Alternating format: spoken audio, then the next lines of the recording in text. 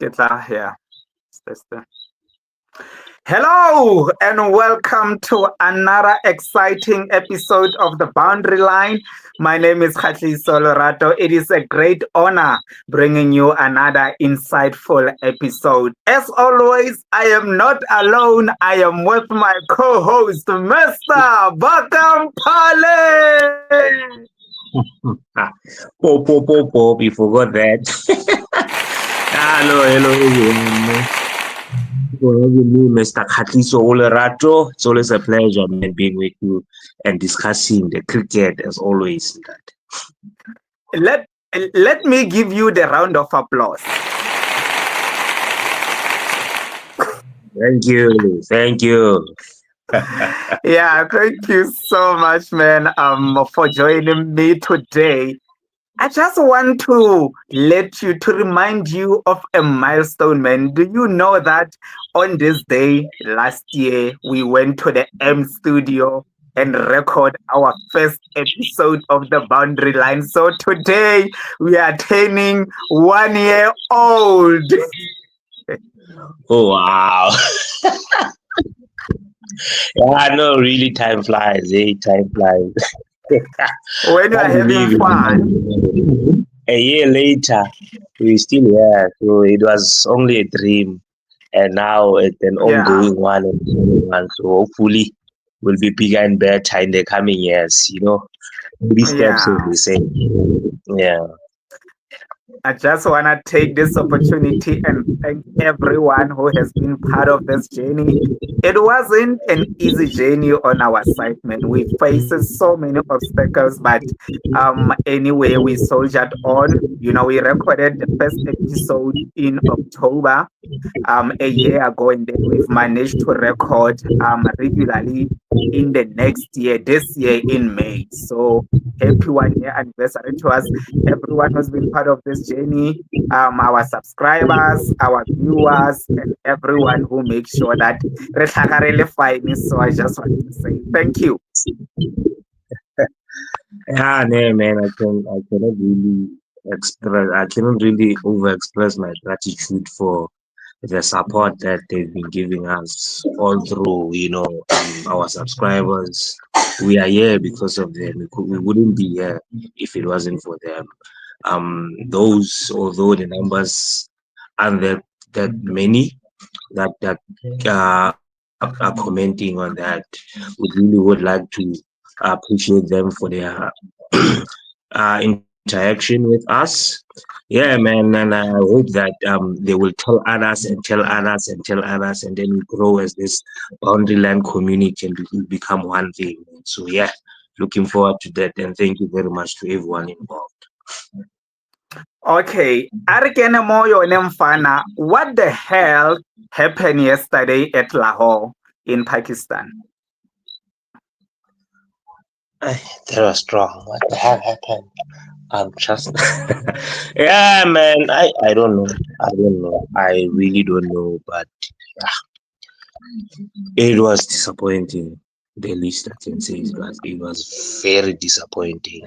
And it being our first game in the defense of our World Test Championship, it wasn't the greatest of starts. And we were on a streak, 10 match winning streak, and then we looked to continue on that, but it wasn't to be. So that as well was broken. So it was just disappointment all around, and um really we saw the pitch conditions, so it was turning. So but that's information that we knew before we went Mhm. there. Even the Pakistani selection, they had a long list of teams. So it would give you an idea of what the pitch what the pitch condition was there. And then Mm. I mean, if you are anticipating to face certain conditions, you need to prepare prior. So I don't think that we were well prepared, and then we didn't play the game um, for its requirement. We just went there and played, and I don't know. it was just disappointing, man, because nothing was Um, just happening. hmm. Bakang, we knew about the pitch. We knew that the pitch will turn. The question was how much and how soon. And it turned so much just right away. And the fact that we did not plan for that, what do you attribute that to? Was it our starting lineup, or was it what was the reason why we failed to plan for that particular pitch? Because it is not our first time in Pakistan, it is not our first time playing at Gaddafi Stadium, it is not our first time playing at Lahore. So what do you think went wrong? Was it our starting lineup from the word go, or was it just players not pulling up the socks or coming to the party? I think that could be attributed to um, the starting lineup. Not really critical in that, but I think our main thing it's the mental preparedness of the players and their attitude towards the game. Because Mm, I mean, if you have leaders in the team, if you have the coach is the first leader, and the captain and other senior players are the leaders in mm, the team.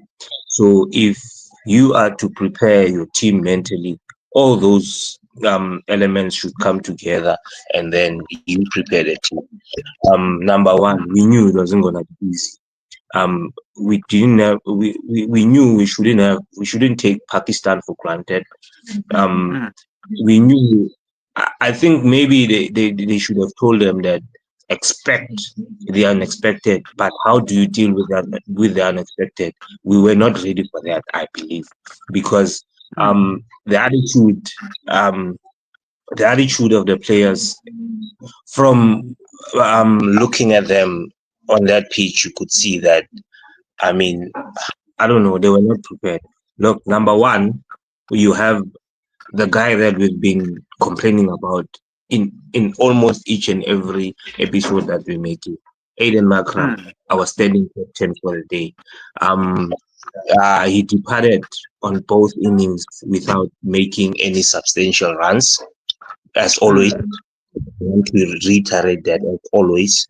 And then mm, the funny part about it is that he's played some out of character shots for a captain, for someone mm, who hasn't been scoring runs, for someone who should lead by example, and you go and play shots like that.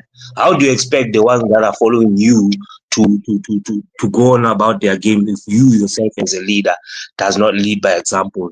If you yourself as a leader plays school kids shots, and then he is not playing for what the pitch was requiring, and then what mm, was the match condition. He just went there and wanted to be himself, and then I think that's number one that contributed in our mediocre display at Gaddafi Stadium.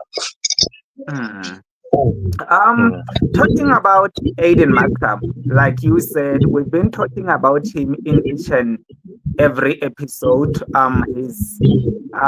He played. It was his 47th Test matches. He's averaging just over 30.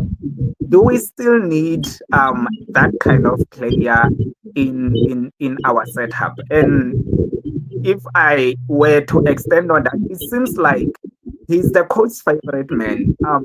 Do you think that we still need Aiden Markram, in our squad, given his scoring? Because this is the player that has been promising his whole career and he never delivered.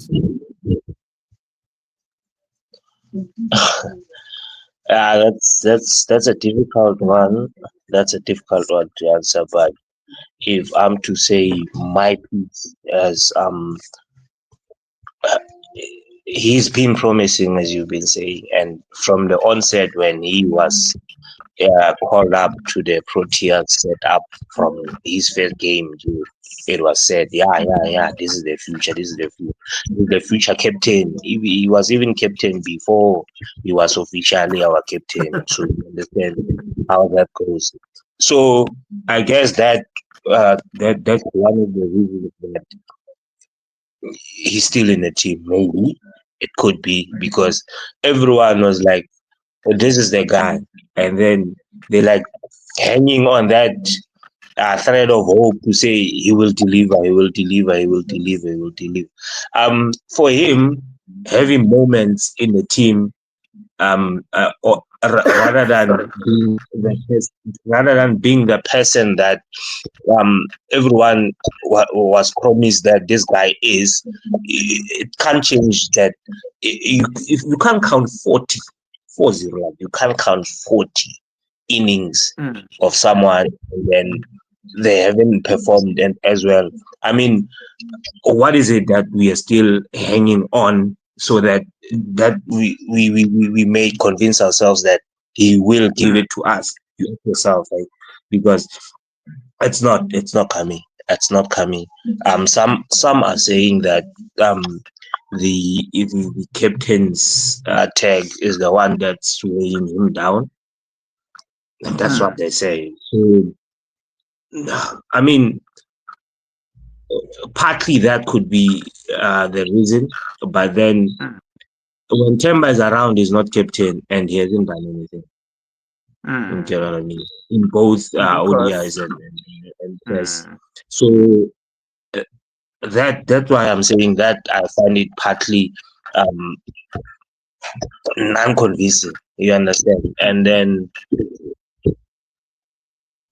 his body language, his lack of patience, it's always costly to us. It's always been costly to mm, us. So to answer your question, uh, I think everyone deserves a fair chance.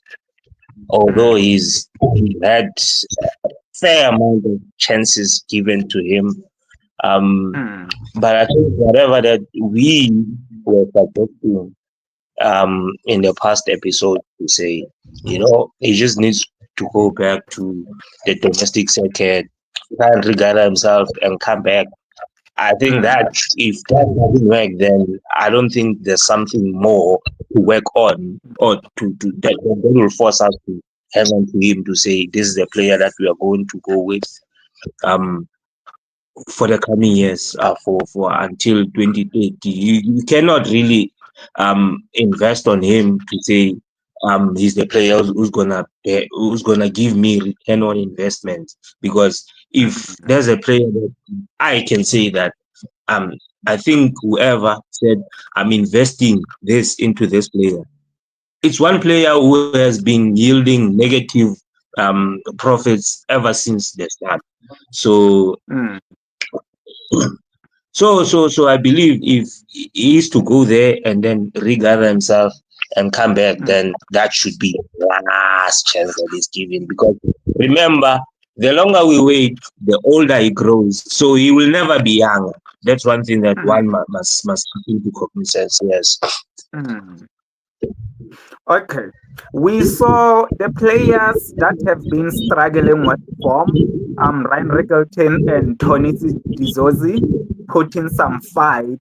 And for some other players like Kyle Verreynne, Tristan Stamps, Vian Mulder, the status quo remains.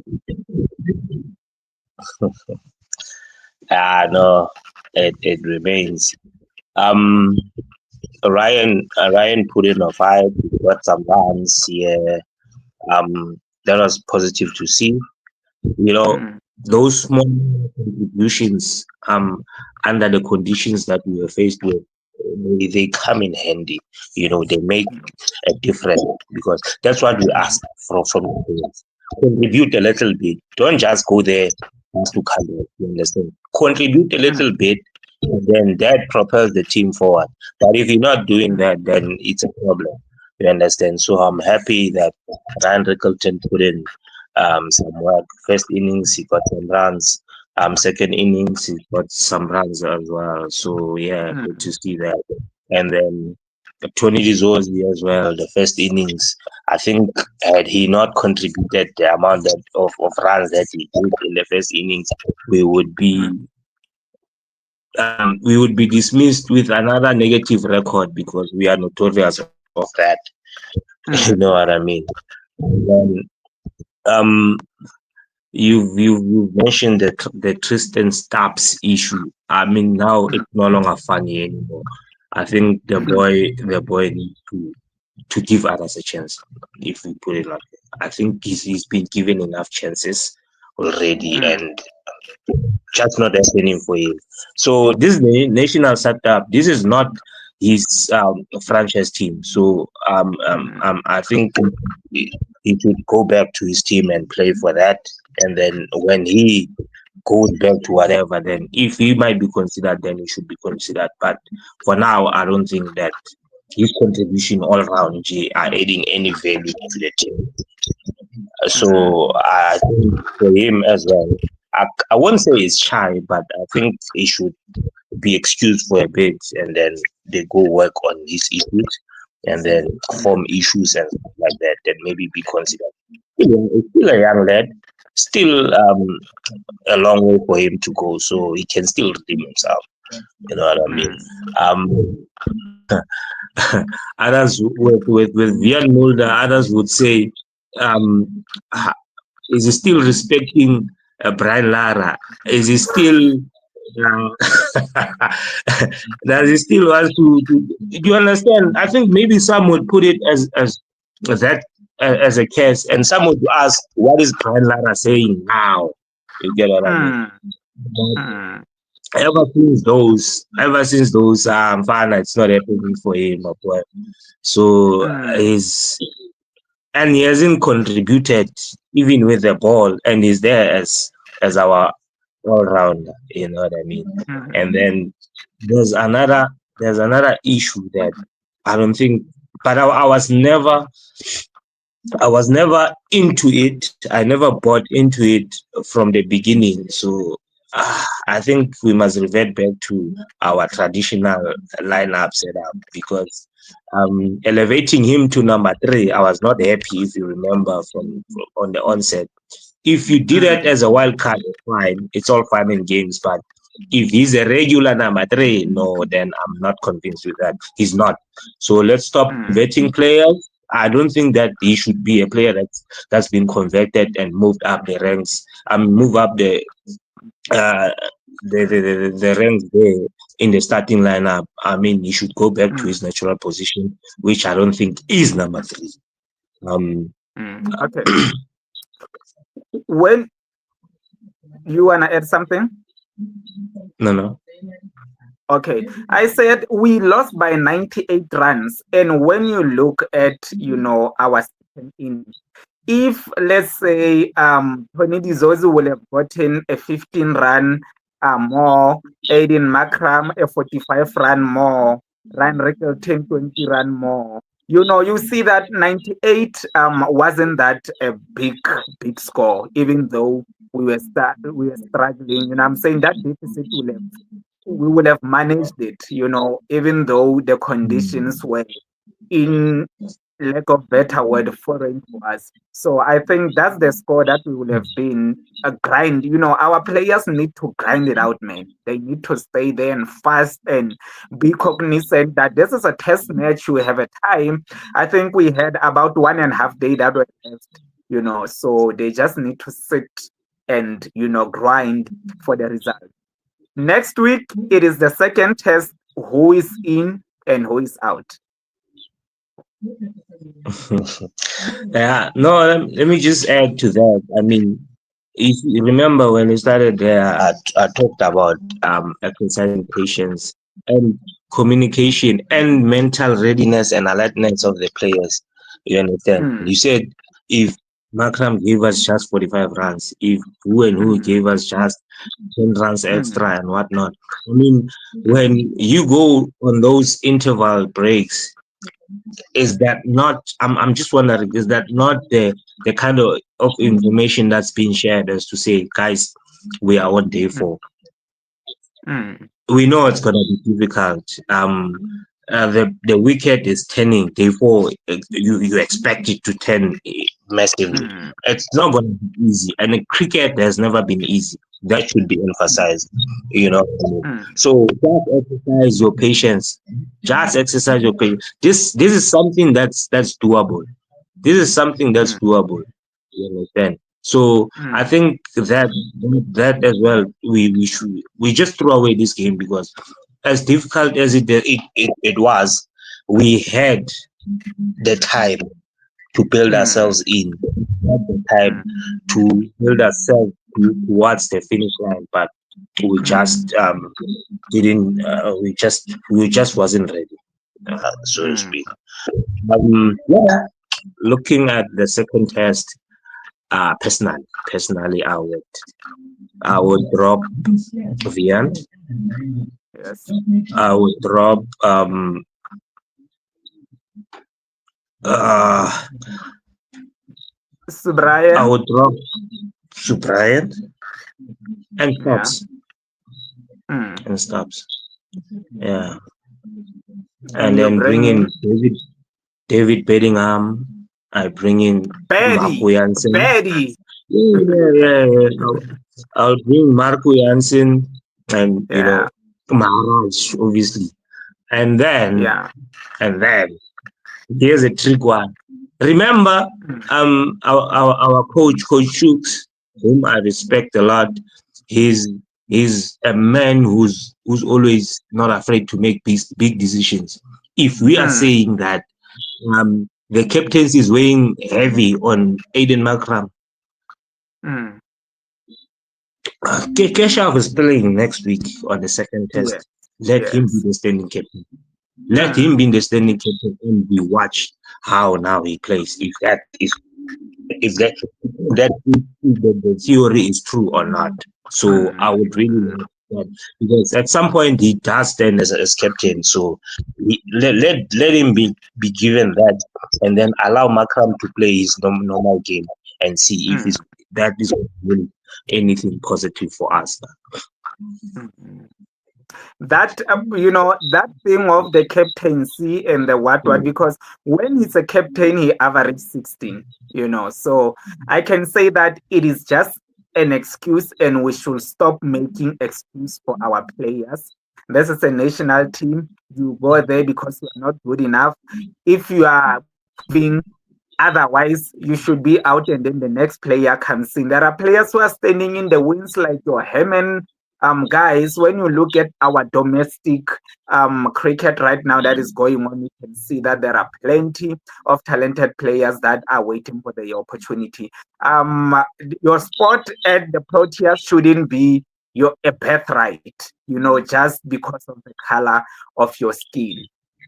Performance will bring you there. If you are not performing, you move back to wherever you come from. And then it's up to you whether you are building yourself up to come to the Protea again or we just move on away from you. There is nothing wrong with that saying that maybe, just maybe, you are not the national team material. You will perform domestically, but when it comes to the next big stage, you are not good enough. Do you want to add something or should I move on? Yeah, no, I want to add something. That's true that you're saying, I mean, we have a pool of great players who are Mm, in line waiting to be called up. You get what I mean? But it mm, seems like the South African narrative is that there's certain players who are flagged or flagship to say you are the next or you are the best. So we cannot let mm, go of you. So those are the guys that are blocking this succession training that should be a smooth ride in this country because there's many mm, other countries whom they move on even from a player that maybe you loved and you saw that this guy's talented, mm, but because their succession planning is definite, they'll move on from mm, that player and bring another player who's gonna perform. So I think mm, if we can have that as well in this country, and we have less people who are who are giving us the resistance that such should not be implemented. If we can do away with that, then we'll see our team going forward and performing best. We need that World Cup. So if really we really want to bring it home, I think if that system is implemented in our national setup, it would yield positive results. That's all that I needed to say. Thank you. The world were saying that we were winning against nobodies. So we should not be losing against nobodies. Exactly. You get what I'm saying? Exactly. Sir. Okay, moving on to the Women's World Cup. Our girls started very badly and then they won 3 in a row. There is a lady whose name has changed now. He is Nadine the Clutch. What a clutch player that woman is, man. Your view, please.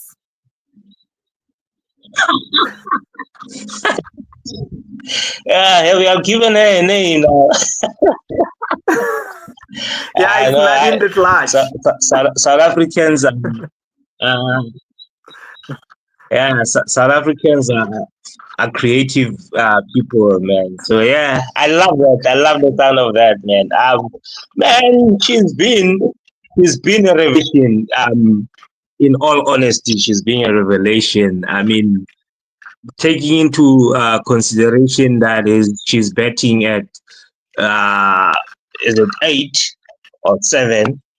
She's betting 7. down the order, and then Yeah. she comes in and gives you those runs every game consistently, man. That's something that that that that that is a marvel to watch. I mean, that's something Mm, worth celebrating. I mean, man, I remember the the game against India. I thought we were just not gonna make it. We were just not gonna. And then, oh boy, did she come in and put on mm, the fire, the fireworks there on that thing. And I mean, mm, she single-handedly won it for us.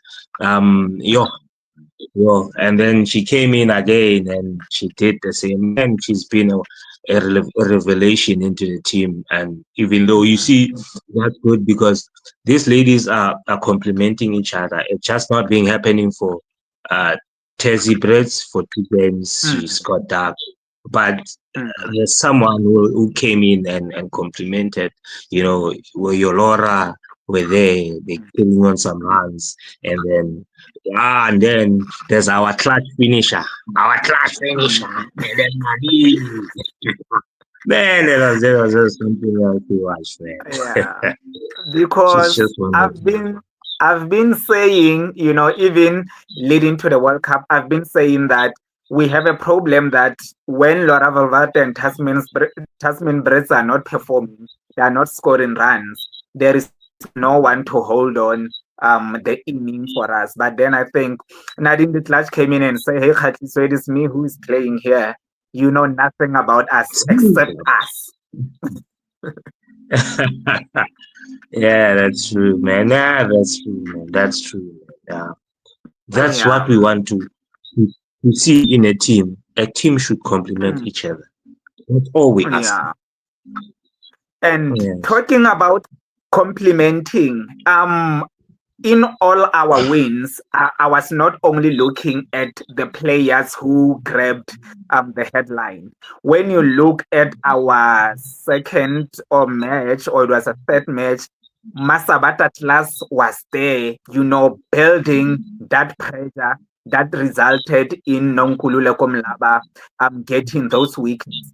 When you look at our other game, it was Ayabonga Kaka who were building that pressure, to make sure that, we are getting those wickets. And I was like, you know what, man? They say heroes don't wear capes. But when I look at our wins, I can go and say those players were very instrumental. And I think it talks to the complementation that you are saying about our team, that now we have the players that those who are taking wickets and those who are building pressure. We have the players that when we have our top order that don't start well, we have our middle order or our lower order that finishes the game well. I think that is a very a great thing to have in the World Cup.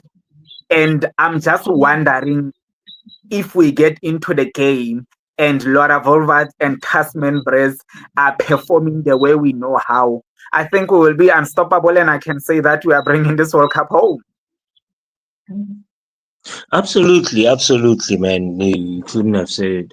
I cannot really add or subtract. Like, you couldn't have said it better, my friend.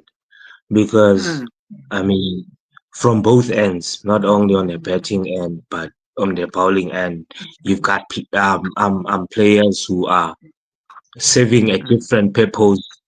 yes. Like you've alluded now, like let's build up some pressure, and then someone will just come and make them play Mm, uncharacteristic shots, and then you your players who will come and take wickets for you. So, like you said, Ben, that as a team, it tells you that um the the chemistry is well good, and then the girls didn't let the first game's performance weigh mm, them down, and then go there with mm, their their tails between their legs to say no, hey, mm, hey, hey, we in a big stage, we won't come out of this alive. Man, mm, second game, third game, they just came in guns blazing, man. So you understand, man. That's mm, the type of mentality you need in your players. That you know what, mm, we are in this situation.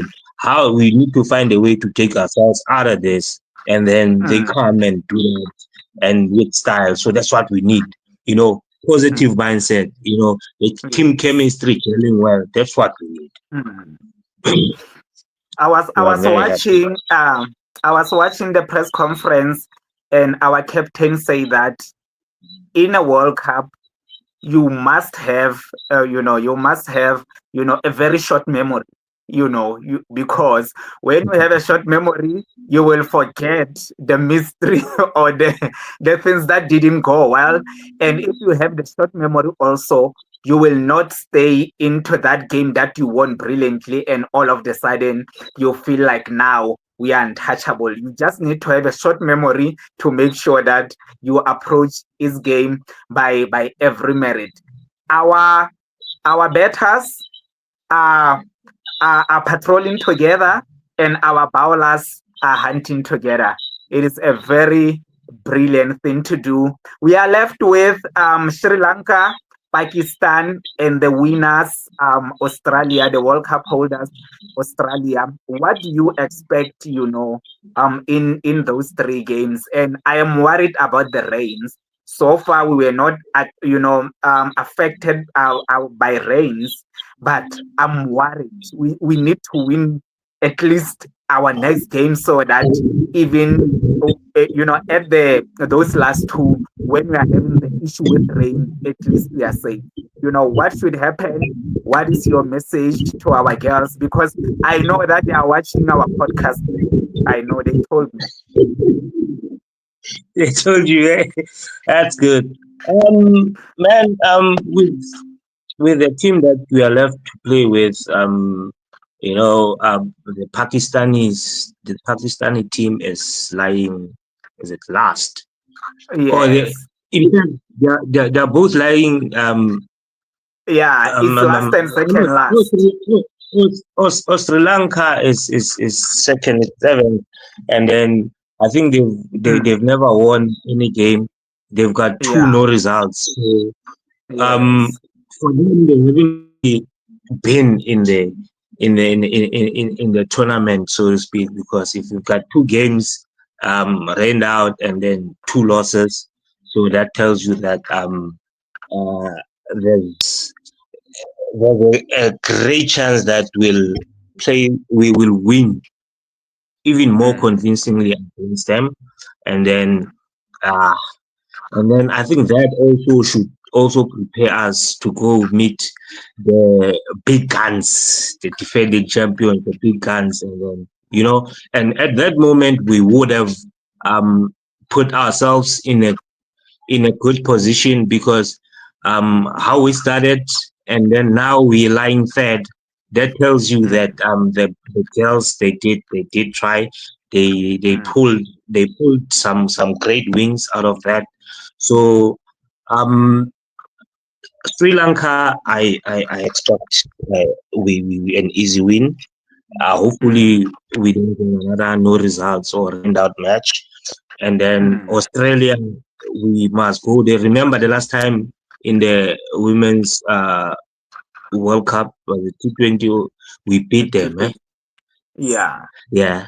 So we need to go there with that mentality to say we will beat Australia. You get what I mean? Mm, So yeah. And then yeah, my message to the girls is that girls don't change anything. mm, Just approach the game as you've been. Um, the first game I think was just a learning curve. I think it was mm, just our cold start. You know what they call that, the mm. cold start. Yeah. A diesel engine. When it comes to a cold Mm, start, it doesn't run. But as soon as it hits up, Baba, it's unstoppable. So that's what I've been seeing from you, girls. So yeah, make us proud. I've never doubted you from the onset. Never will I. And then I'm just positive that we can and well are capable to bring the title home. So yeah, I'm 150% behind you girls. Please bring the cup home. That's what we need as as as as a nation, and then mm. that's what we know. The capabilities of you girls of bringing that home. So that is never doubted. All the best, ladies. Yeah, we need to win our second, our next two games with a convincingly, because in the tournament like this, net run rates, do play a part. And yeah, I also like to say to the girls, there is that clip of me tearing up when you're talking about, they can be miracle when you believe, and you never stop believing. And I think the whole South Africa, never stop believing even after that funding by England. So good luck to the girls, and we are still riding behind you, Mr. Bakampale. This has been our 1 year anniversary episode. Thank you so much for doing this with me, man. I wouldn't have chosen anyone except you. Thank you, thank you, thank you. Yeah, man, it's just a pleasure, man. It's just a pleasure that 1 year later we're still here. 1 year later, the numbers are growing. So yeah, we wouldn't have a reason to celebrate that we let this go. You understand? And Mm, there's another one that you're forgetting that small as we are, 1 year as we are, we've reached mm, 10,000 views on YouTube. So yeah, that as well counts as a milestone. So yeah, I'm yeah. buzzing on that, man. Once again, I would love it if you can hit the subscribe button every time you watch this episode if you haven't already. That would mean a lot, and your interaction is also welcome.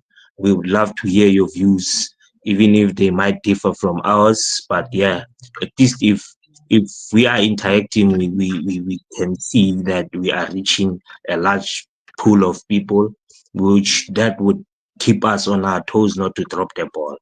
So thank you very much to everybody. And then it's been a pleasure to be contributing on this episode. Yeah, man, thank you very much for inviting me as always in that. Bye, boy. Hola.